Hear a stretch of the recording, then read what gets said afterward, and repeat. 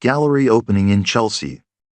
The invitation to the Meridian Gallery opening arrived through my wealth management firm's cultural concierge service because rich people need professional guidance to navigate the art world without appearing unsophisticated or nouveau riche. The exhibition is called Fractured Identities, Post-Colonial Narratives in Digital Spaces, which is exactly the kind of pretentious academic bullshit that passes for serious art criticism in 2025. I'm wearing a Tom Ford suit that cost $8,000 because art openings require a specific aesthetic that communicates cultural sophistication without appearing to try too hard. The suit is perfectly tailored and understated enough to suggest old money confidence rather than flashy new wealth. My Patek Philippe is hidden under my shirt cuff because displaying expensive watches at art events marks you as someone who values material objects over intellectual experiences. Tiffany insisted on coming because she thinks attending gallery openings will enhance her personal brand by associating her with high culture and artistic sophistication. She's wearing a Bottega Veneta dress that costs more than most people's monthly rent, and she's already posted 3 Instagram stories about getting ready for a chic evening celebrating emerging artists in Chelsea. The gallery is in one of those converted industrial buildings that developers transformed into luxury cultural spaces to justify charging enormous rents to trust fund artists and European collectors.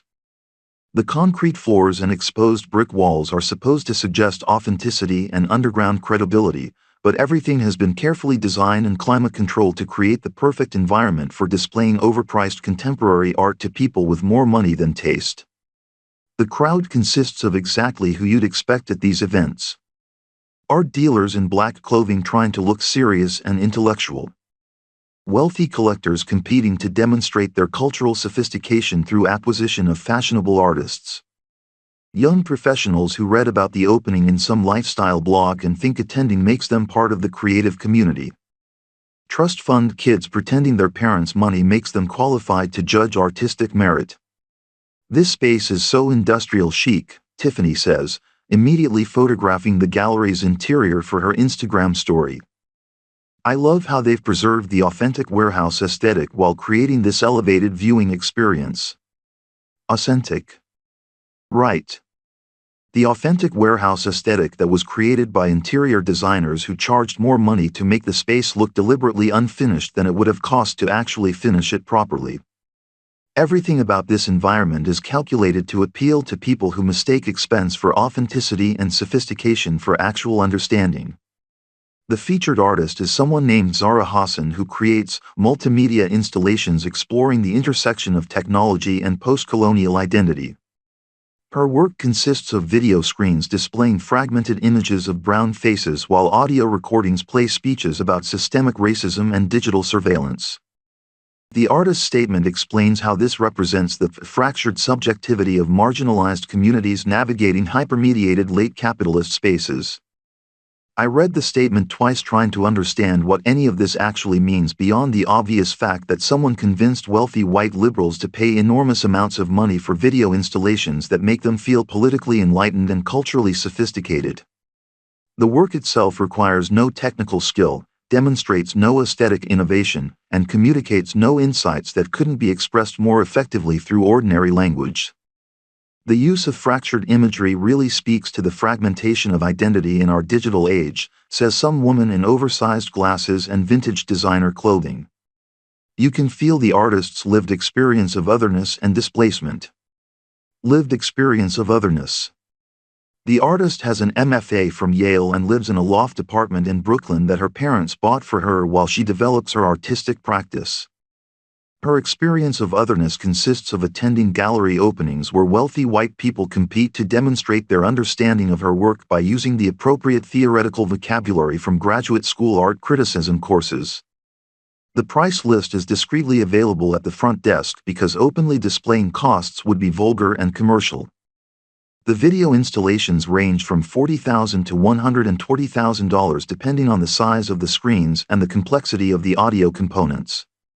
People who buy this work aren't paying for aesthetic experiences or artistic insights. They're paying for social positioning and tax write-offs disguised as cultural patronage.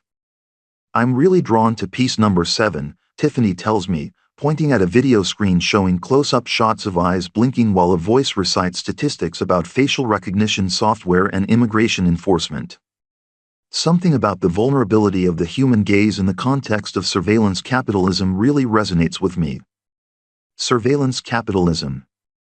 She learned that phrase from some Netflix documentary and now uses it to sound intellectually engaged with contemporary political issues. She has no idea what it actually means beyond the general sense that technology companies collect personal data and government agencies monitor digital communications. But using academic terminology makes her feel sophisticated and socially conscious. The gallerist approaches us with the practiced smile of someone who has learned to identify potential buyers based on clothing brands and jewelry choices. She's wearing all black and has the kind of severe haircut that art world professionals use to signal their serious commitment to aesthetic innovation rather than commercial success. "Are you familiar with Zara's work?" she asks, apparently having decided that we look wealthy enough to justify her attention and sales effort. "We're just discovering it tonight," I tell her, because admitting ignorance about contemporary art is less embarrassing than pretending to understand work that appears deliberately incomprehensible. Zara is really at the forefront of examining how digital technologies reproduce colonial power structures, the gallerist explains, launching into what is obviously a rehearsed sales pitch designed to make potential buyers feel intellectually sophisticated for purchasing politically relevant artwork. Colonial power structures. Right.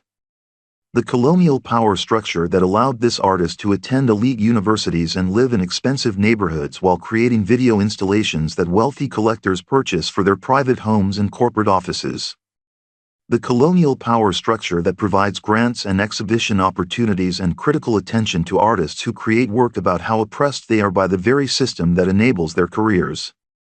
The piece you were looking at earlier really captures the psychological impact of being constantly surveilled by systems designed to exclude and marginalize, she continues, apparently referring to the blinking eyes video that Tiffany found so resonant. Constantly surveilled by systems designed to exclude and marginalize. Like the video cameras in this gallery that monitor visitors to prevent theft of artwork worth more money than most people will earn in their entire lives. Like the security systems in the neighborhoods where these artists live and the collectors who buy their work reside. Like the digital platforms where they promote their careers and build their audiences. What draws people to work like this? I ask, genuinely curious about the psychology of people who pay enormous amounts of money for art that appears to have no aesthetic or intellectual content beyond political messaging. I think there's a hunger for art that engages with the urgent social issues of our time, she says, apparently unaware that every generation of artists has claimed to be addressing the urgent social issues of their time while mostly just reflecting the aesthetic preferences and political assumptions of wealthy people who buy art. Urgent social issues. The urgent social issue of ensuring that contemporary art markets continue generating profits for galleries, auction houses, and collectors while providing career opportunities for MFA graduates who learn to package political rhetoric as artistic statements. The urgent social issue of maintaining cultural institutions that allow wealthy people to demonstrate their sophistication through conspicuous consumption disguised as intellectual engagement. Plus, Zara's work has been getting significant critical attention, the gallerist adds, apparently thinking that critical attention from art magazines that most people have never heard of somehow validates the artistic merit or investment potential of video installations about surveillance capitalism. Critical attention from publications like Artforum and Frieze that exist primarily to provide intellectual justification for art market speculation and status competition among wealthy collectors. The critics write theoretical analyses of work that requires theoretical analysis to seem meaningful because the work itself contains no immediately apparent aesthetic or emotional content. We move through the gallery looking at different video installations that all address similar themes about technology, identity, and systemic oppression through similar techniques of fragmentary imagery and academic voiceover narration. The consistency suggests either a highly developed artistic vision or a formulaic approach to creating work that appeals to contemporary art market preferences. I love how each piece builds on the themes from the previous work, Tiffany says, apparently having convinced herself that she can discern some kind of coherent artistic development through the exhibition. You can really see the evolution of her thinking about digital identity and post-colonial subjectivity. Post-colonial subjectivity. She's using phrases from the artist's statement and gallery materials to sound like she understands theoretical concepts that she encountered for the first time 20 minutes ago. This is how cultural sophistication works in contemporary society.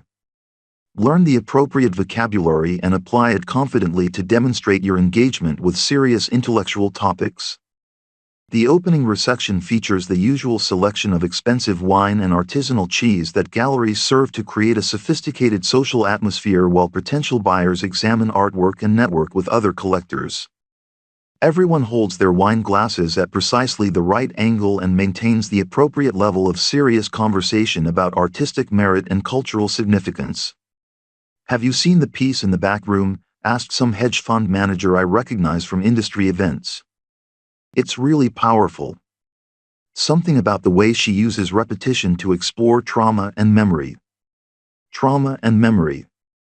Everything in contemporary art is about trauma and memory and healing and resistance and marginalized voices and systemic oppression.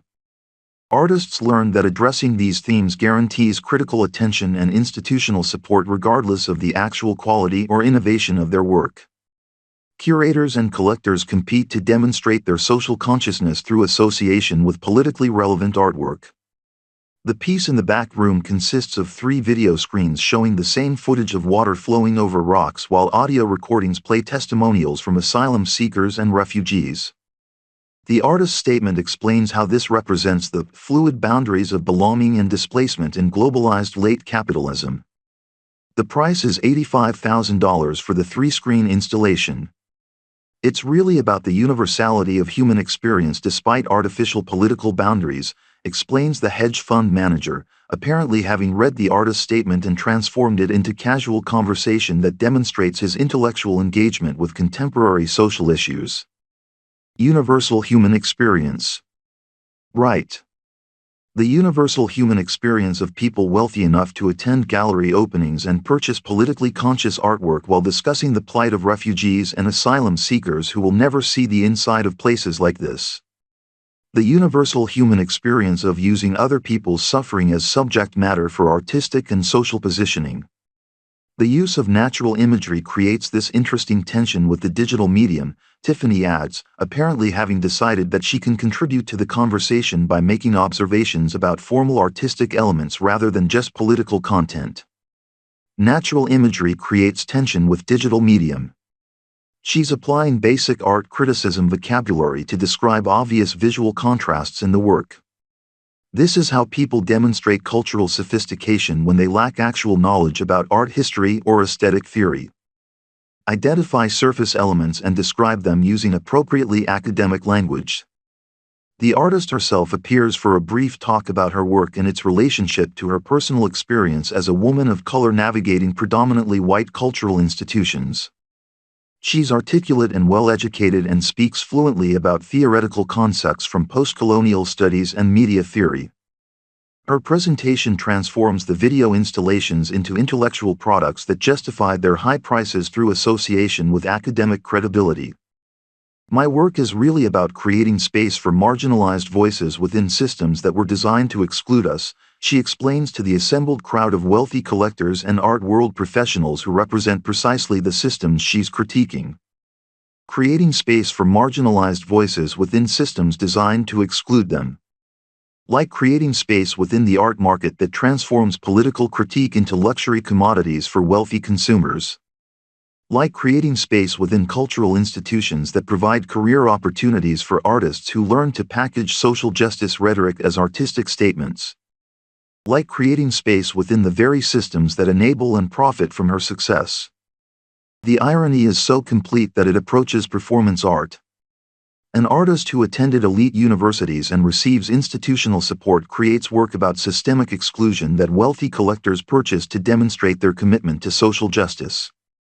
The systems that supposedly exclude marginalized voices are the same systems that provide platforms, funding, and markets for work that critiques those systems.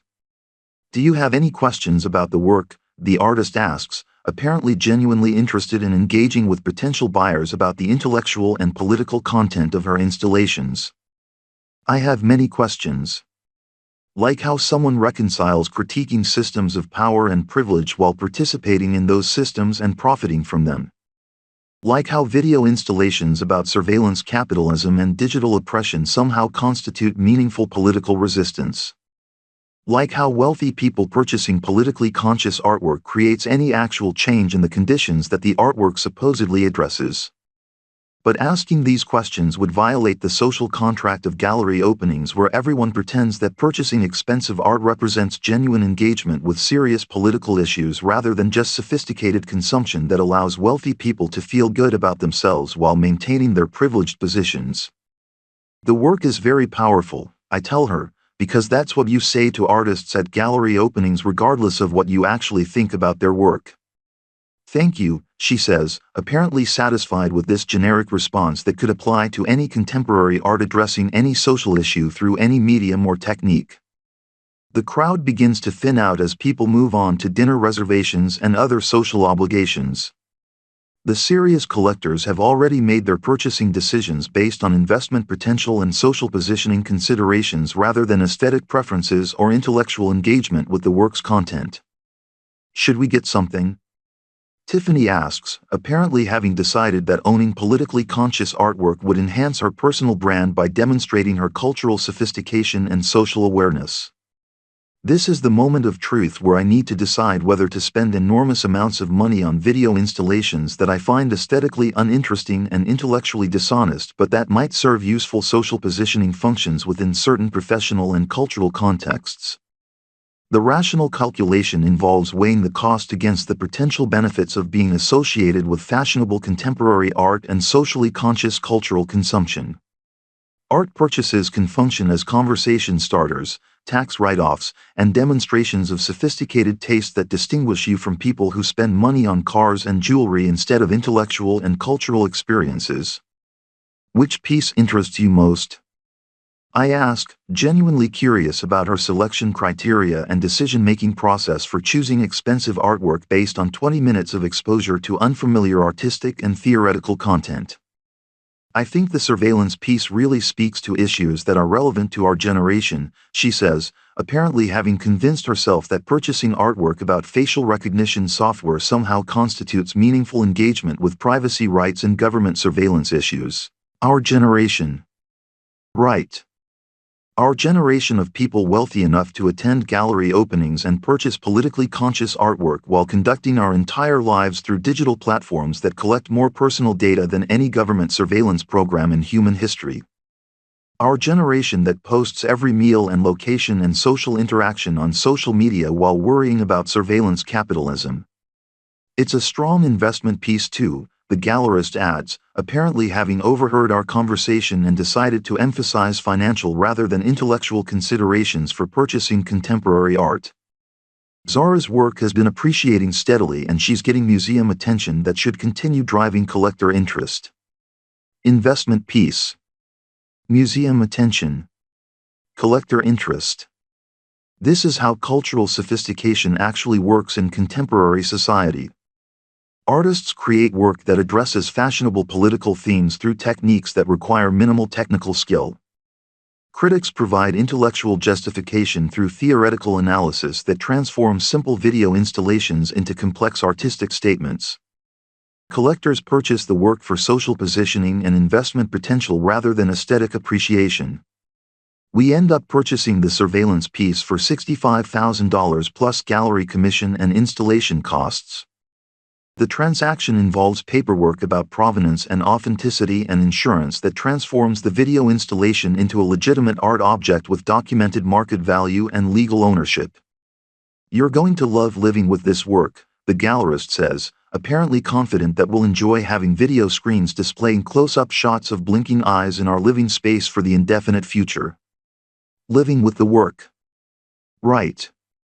Living with video installations about surveillance capitalism and digital oppression in a penthouse apartment with smart home technology that monitors and records every aspect of our daily routines.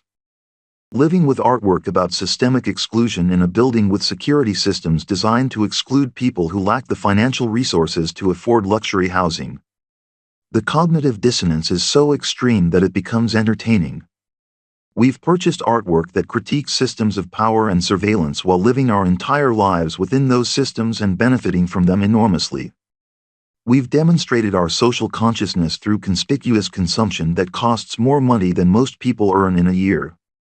Walking back to the Cybertruck, Tiffany posts Instagram stories about our incredible evening supporting emerging artists and investing in work that challenges us to think differently about technology and identity. She includes shots of the gallery space and artistic details that demonstrate her cultural engagement and aesthetic sophistication. "I'm so glad we got that piece," she says, apparently genuinely satisfied with our purchase and its contribution to her personal brand and our cultural positioning.